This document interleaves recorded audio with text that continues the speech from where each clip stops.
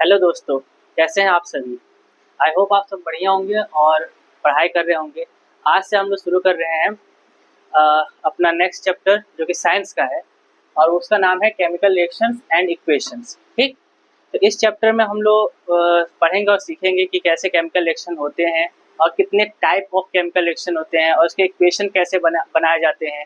इन सभी बातों पे हम लोग बात करेंगे इस चैप्टर में। ठीक है, तो सबसे पहले आपके बुक में एनसीईआरटी बुक में एक बहुत अच्छा कोट लिखा है सबसे टॉप पर, पहले इस चैप्टर में लिखा है।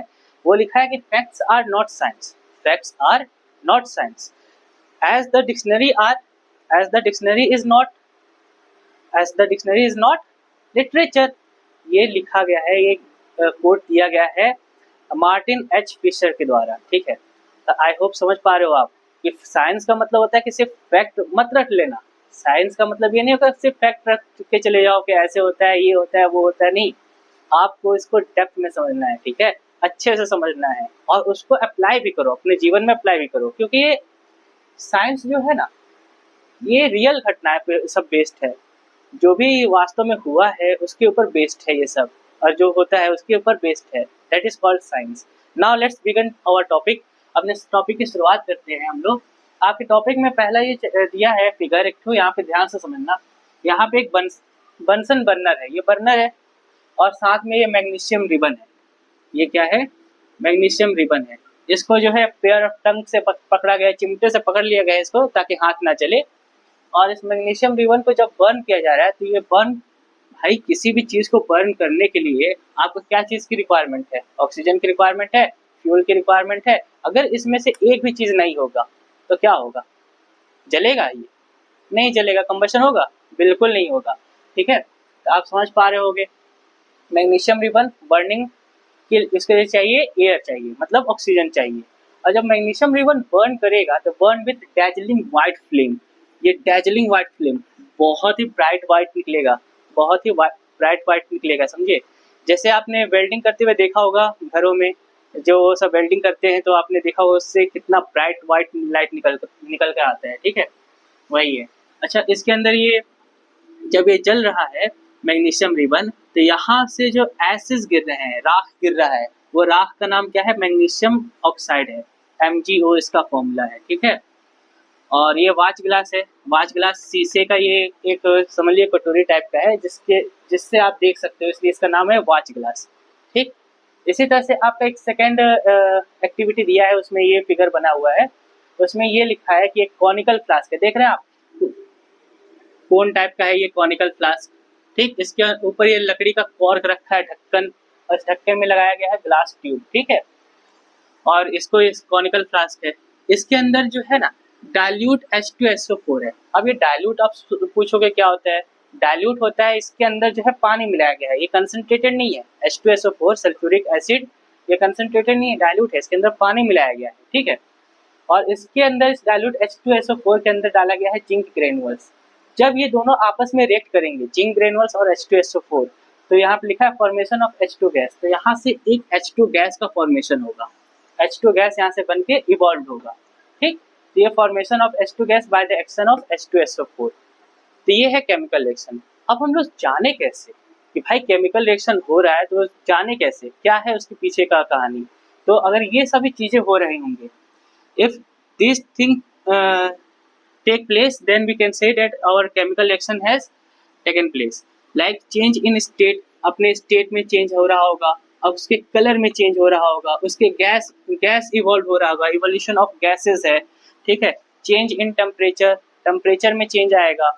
तो ये सब अगर हो रहा है तो हम कहेंगे कि हाँ भाई ये केमिकल रिएक्शन हो रहा है। ठीक है, अब यहाँ पे देखो इसके स्टेट में चेंज हुआ, ये रिबन था, यहाँ पे बर्न हो गया, जल गया। जलने के बाद क्या बना? मैग्नीशियम ऑक्साइड बना, राख बन गया। क्या इस मैग्नीशियम ऑक्साइड से आप वापस रिबन बना सकते हो? बिल्कुल नहीं बना सकते हो। ठीक है, जिसे कहते हैं हम लोग केमिकल रिएक्शन, केमिकल चेंज भी कहते हैं। ठीक है, जो आप केमिकल चेंज, फिजिकल चेंज, ये सब आप पढ़ चुके होगे क्लास 9th में, आपको पता होगा। ओके, तो आई होप आपको ये समझ में आया होगा कि क्या है, कैसे है, और केमिकल रिएक्शन होता है तो उसमें क्या होते हैं, स्टेट में चेंज आता है उसके। जैसे ये सॉलिड था, राख बन गया। ठीक है, और कलर में चेंज आता है, गैसेस इवॉल्व होते हैं, जैसे यहाँ पे H2 गैस निकल रहा है, हाइड्रोजन गैस निकल रहा है। और टेम्परेचर में भी चेंज होता है। अच्छा, आपने दिवाली वगैरह में जब आपके घर खुदाई होता है तो आप चूना लाते होगे, ठीक है, कैल्शियम ऑक्साइड जिसे क्विक लाइम कहते हैं, ठीक। उसको जब पानी में डालो तो वो देखते हो आप मटका गर्म हो जाता है एकदम। क्यों गर्म हो जाता है? वहाँ पे भी टेम्परेचर की वजह से। ये सब भी आने वाले इसी चैप्टर में हम लोग पढ़ेंगे एक एक करके, ठीक है। खैर, इसके आगे हम लोग चलते हैं। इसका नेक्स्ट टॉपिक है केमिकल इक्वेशंस, ठीक। इसे आप लोग नोट कर लेना अपनी कॉपी में।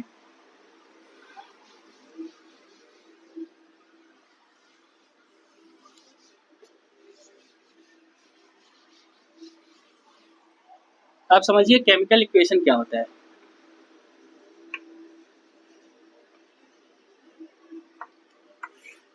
अभी यहाँ पे जो फिगर मैंने बनाया था वहां पे क्या हो रहा था, मैग्नीशियम जो है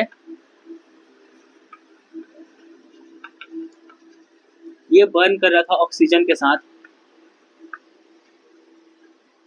और क्या दे रहा था हमको, मैग्नीशियम ऑक्साइड मिल रहा था। हमें क्या मिल रहा था,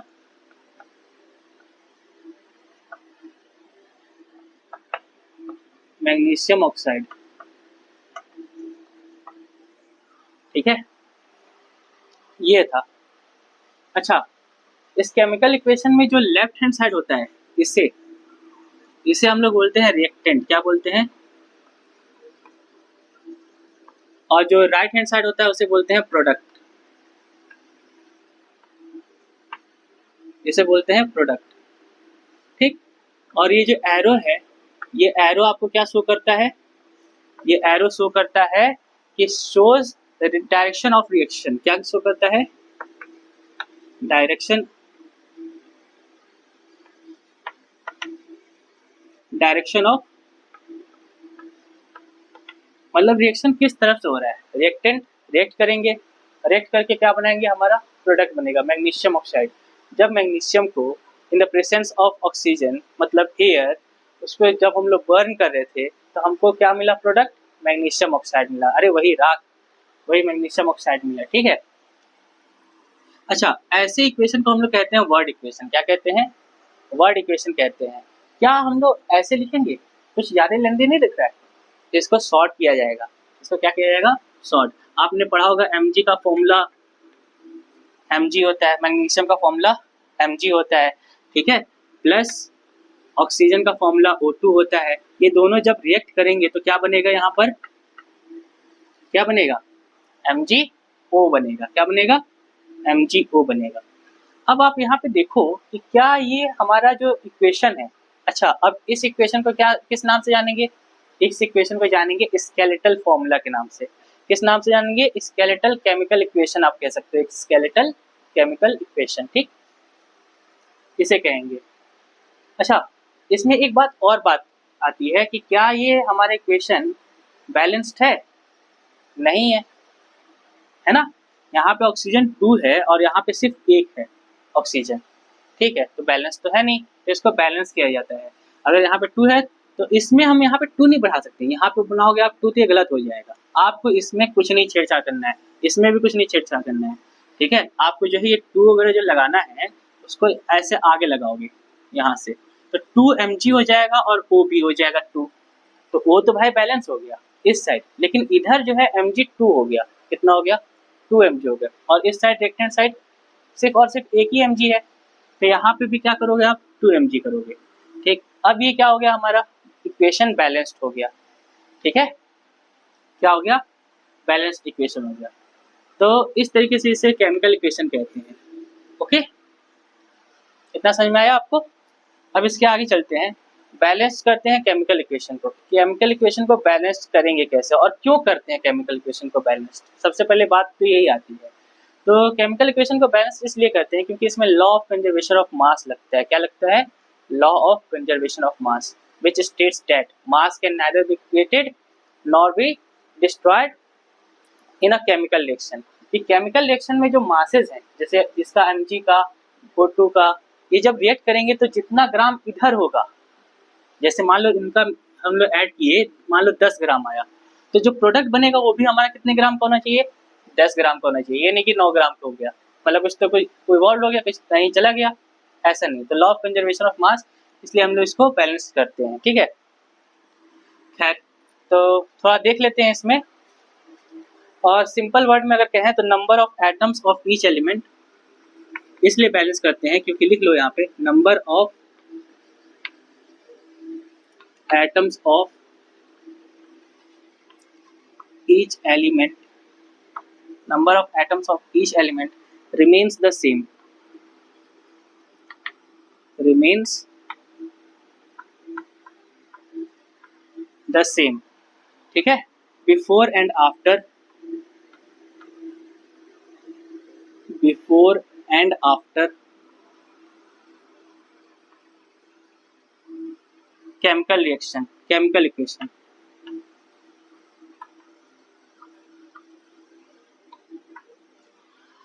जो नंबर ऑफ एटम्स होने चाहिए ऑफ एलिमेंट्स के वो सेम होने चाहिए। क्या होने चाहिए? Same, before and after chemical equation, ठीक। इसलिए हम लोग इसको बैलेंस करते हैं, ठीक। अब हम लोग थोड़ा आगे इसके बढ़ते हैं, ओके। एक और एग्जांपल लेके थोड़ा समझते हैं, इसको नोट करते जाना आप लोग, ठीक है। इसे भी रब कर देते हैं।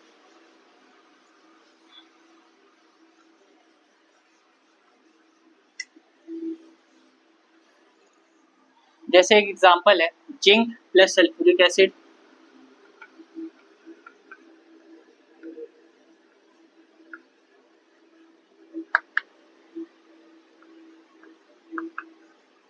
सल्फ्यूरिक एसिड, इससे हमको क्या मिलेगा? इससे मिलेगा जिंक सल्फेट,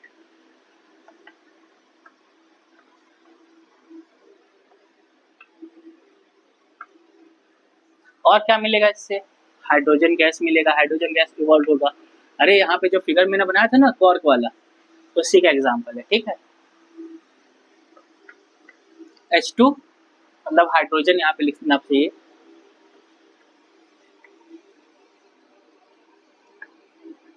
ये कैसा इक्वेशन है हमारा? वर्ड केमिकल इक्वेशन है, शब्दों में है ये, ठीक है। अब स्केलेटल इसका लिखते हैं हम लोग, ठीक है। स्केलेटल लिखेगा आप zinc H2SO4 gives zinc sulfate ZnSO4, okay. और यहाँ से क्या मिलेगा हमें? H2 मिलेगा। अब आप देख के बताओ इस इक्वेशन को कि क्या ये हमारा बैलेंस्ड इक्वेशन है? क्या जो नंबर ऑफ एलिमेंट्स हैं रिएक्टेंट साइड और प्रोडक्ट साइड दोनों इक्वल है कि नहीं? चलो चेक करते हैं। इधर Zn मतलब जिंक एक है, यहाँ पर भी एक है, यहाँ पे हाइड्रोजन 2 है, यहाँ पे भी हाइड्रोजन 2 है, यहाँ पे सल्फर 1 है, यहाँ पे भी सल्फर 1 है, यहाँ पे ऑक्सीजन के 4 एलिमेंट्स 4 हैं, यहाँ पे ऑक्सीजन 4 है। अरे ये तो बिल्कुल दोनों तरफ बैलेंस्ड है। इसका मतलब ये कैसा इक्वेशन है हमारा? बैलेंस्ड केमिकल इक्वेशन है, ओके। एक और एग्जांपल ले लेते हैं अपने समझने के लिए। जैसे इसे पता है आप क्या बोलते हैं? इसे बोलते हैं आयरन। Fe को क्या बोलते हैं? आयरन। आयरन प्लस H2O, ये दोनों जब आपस में रिएक्ट करेंगे तो क्या बनेगा? Fe3O4 बनेगा, और क्या बनेगा? और बनेगा H2 बनेगा, ठीक। कुछ ऐसा है। अब आपके बुक में जो दिया है वो टेबल वबल बना कर दिया है कि सभी टेबल को एक साथ अरेंज करो, उसमें बहुत से कंफ्यूजन होता है। आप जो है ऐसे भी कर सकते हो डायरेक्ट, जैसे मैं बता रहा हूँ, दोनों तरफ आप चेक करो एलिमेंट्स को कितने क्या सेम है कि नहीं है, ठीक है। और उसके बाद इसे सॉल्व करो। चलो चेक करते हैं। जैसे कि यहाँ पे Fe, सबसे कोशिश करो ना आप कि जैसे ये O4 सबसे ज़्यादा तो यही है ना, इसको पहले बैलेंस करो, उसके बाद नीचे नीचे कम पे आते जाओ, ठीक है। तो यहाँ पे O4 है और यहाँ पे सिर्फ O है, 1 O है। तो यहाँ पे क्या करना होगा? आपको 4 बढ़ाना है। जब आपने इधर 4 बढ़ाया तो ऑक्सीजन तो दोनों तरफ बैलेंस हो गया, लेकिन हाइड्रोजन का देखो क्या हुआ? 4 2 8, इधर हाइड्रोजन 8 हो गया, और इधर हाइड्रोजन कितना है? सिर्फ 2 है। इधर हाइड्रोजन कितना है? 2 है। तो इसको भी क्या करना है? इसको भी बढ़ा देना है इधर, ऐसे। देखो इस साइड पे हमारा क्या हो गया? हाइड्रोजन 8 हो गया। अब क्या है? इधर Fe3 है, लेकिन इधर सिर्फ Fe है। तो इधर क्या करना है आपको? 3 Fe करना है। तो अब आप देखो कि क्या ये हमारा इक्वेशन बैलेंस हुआ कि नहीं हुआ। ऑफ कोर्स ये हमारा इक्वेशन क्या हो गया? बैलेंस हो गया। लेकिन अभी ये हमारा मोर इंफॉर्मेटिव नहीं है। ये जो इक्वेशन मैंने लिखा है ये हमारे इक्वेशन मोर इन्फॉर्मेटिक नहीं है। तो इसको इन्फॉर्मेटिक बनाने के लिए क्या करें, इसको इन्फॉर्मेटिक बनाने के लिए इसका स्टेट लिख दो। जैसे आयरन है, आयरन सॉलिड होगा, ठीक, आयरन सॉलिड होगा। और ये क्या है, ये अगर मैं इसको गैस लेता हूँ इस तरह से, तो यहाँ पे गैस का मतलब समझ रहे हो, ये स्टीम है, भाप है, ये कुछ और नहीं है, स्टीम। ओके, समझ में आ रहा है आपको। उसके बाद जो है यहाँ पे हमारा FeO3 जो बनेगा, Fe3O4 जो बनेगा ये भी हमारा सॉलिड होगा। और हाइड्रोजन जो है ना वो तो आपने उस फिगर में देखा था ना, जो यहाँ पे बनाया था मैंने, कैसे गैस बन के उड़ रहा था। ये भी क्या है, गैस ही है, ये भी बन उड़ जाएगा, ठीक है, गैस निकलेगा। ओके, तो ये बताओ ये हमारा इक्वेशन जो है मोर इन्फॉर्मेटिक इक्वेशन हो गया कि नहीं, इसमें सभी कुछ पता चल रहा है कि नहीं, क्या है, ये सॉलिड है, ये वाटर है कि स्टीम है, ये सब हमको पता चल रहा है कि नहीं। ओके, तो इस तरीके से होता है। और आपको पता है ये जो सर एस है, जी है, ये इस तरह से नोटेशन है, ये नोटेशन मतलब दर्शाने का एक तरीका है। इसी से हम लोग डिनोट करते हैं कि भाई ये सॉलिड है कि गैस है कि लिक्विड है। एक्वस है, एक्वस के लिए इस तरह से डिनोट करते हैं EQ से, है ना, इस तरह से होता है। और इसमें कैटलिस्ट का भी कुछ इस्तेमाल होता है। अब यहाँ पे देख लो और एग्जांपल, कैटलिस्ट है, प्रेशर है, टेम्परेचर है, इन सब का भी जो है केमिकल रिएक्शन में यूज होता है। तो वो कैसे लिखा जाता है, ठीक है, हम तो पहले इंट्रोडक्शन करें ना, तो चलो देखते हैं। जैसे कि यहाँ पे हमारा कार्बन मोनोऑक्साइड है, CO, ये हमारा गैस है, ठीक, इसमें क्या हुआ 2H2, ये भी हमारा क्या है, गैस है। ये दोनों जो है 340 ATM, 340 ATM बोले तो एटमॉस्फेरिक प्रेशर है, क्या है, एटमॉस्फेरिक प्रेशर। ये दोनों जब रिएक्ट करेंगे तो क्या बनेगा हमारा CH3OH बन जाएगा, क्या बनेगा, CH3OH बनेगा। और ये CH3OH कैसा बनेगा, हमारा लिक्विड बन जाएगा। ये प्रोडक्ट हमारा बन के आएगा। तो इसमें बताओ हमने किस चीज़ का यूज़ किया, इस केमिकल रिएक्शन को होने के लिए किस चीज़ का यूज़ किया, प्रेशर का यूज़ किया 340। इसी तरह से हम लोग एक और चीज़ का यूज़ कर सकते हैं। आपने बचपन में पढ़ा होगा, मतलब छोटी क्लासेस में आपने पढ़ा होगा कि फोटोसिंथेसिस रिएक्शन क्या होता है। फोटोसिंथेसिस रिएक्शन जैसे कि कार्बन डाइऑक्साइड है, कार्बन डाइऑक्साइड प्लस क्या चाहिए उसको, पानी चाहिए, किसके प्रेजेंस में चाहिए, तो सनलाइट और क्लोरोफिल होना चाहिए।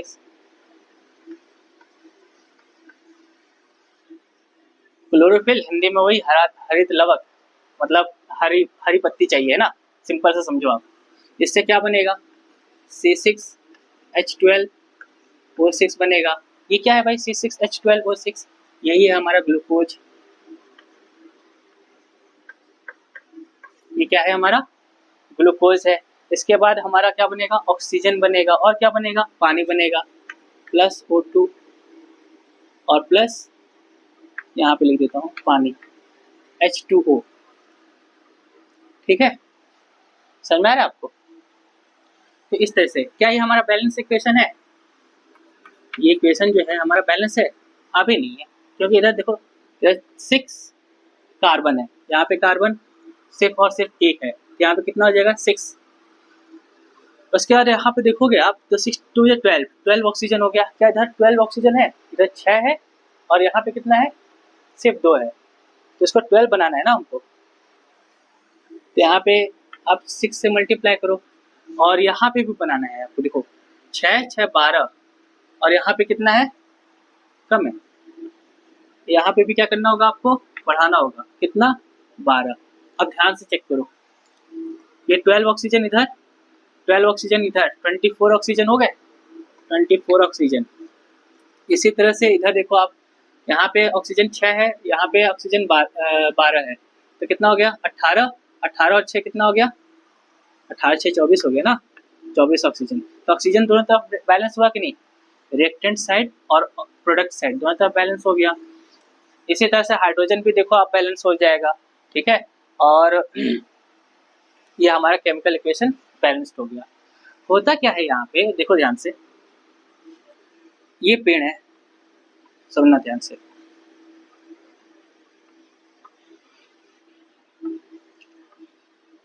और ये अपना सन है, ठीक है। सन से क्या आ रही है, हीट आ रही है, सनलाइट जिसे बोल सकते हो आप। और नीचे क्या है भाई, नीचे से यहाँ पे इसके रूट्स हैं, ये रूट्स क्या ले लेंगे यहाँ से, पानी ले लेंगे H2O, और क्या लेंगे, मिनरल्स लेंगे। और यहाँ पे भाई एक कोई खड़ा है बंदा, ठीक है, ये पेड़ को क्या दे देगा, ऑक्सीजन दे देगा। ऑक्सीजन देगा? नहीं भाई, ऑक्सीजन नहीं देगा, कार्बन डाइऑक्साइड देगा। क्या देगा, कार्बन डाइऑक्साइड। ऑक्सीजन तो पेड़ देगा ना। तो ऑक्सीजन और प्लस H2O, इन दोनों का यूज करके पेड़ जो है क्या करेगा, सनलाइट और क्लोरोफिल। क्लोरोफिल कहाँ से मिलेगा भाई, क्लोरोफिल इसकी पत्ती से मिलेगा। ये देखो, ये पत्ती है ना, जिसमें स्टोमाटा वगैरह सब आपने पढ़ा होगा। तो यहाँ से मिलेगा और रिएक्शन होगा, रिएक्शन होगा तो क्या बनेगा, ग्लूकोज बनेगा, ऑक्सीजन बनेगा, और ये वाटर बनेगा। तो ये जो ऑक्सीजन बनेगा ना, ये ऑक्सीजन कौन यूज करेगा भाई, ये बंदा यूज कर लेगा ऑक्सीजन, ठीक है। तो इस तरह से ये फोटोसिंथेसिस रिएक्शन होता है। आई होप आपको समझ में आया होगा, ठीक। नेक्स्ट पार्ट में हम लोग बात करेंगे कि टाइप्स ऑफ केमिकल रिएक्शन कितने होते हैं, और ये बैलेंसिंग आपको समझ में आया ना, इस तरह से आप प्रैक्टिस करना बैलेंस करने को। Okay, that's all for today, thank you so much. अगर आपको वीडियो पसंद आ रहा हो, अगर आपको मेरा पढ़ाया हुआ समझ में आ रहा हो, तो अपने दोस्तों के पास ज़्यादा से ज़्यादा शेयर करिए। Thank you so much.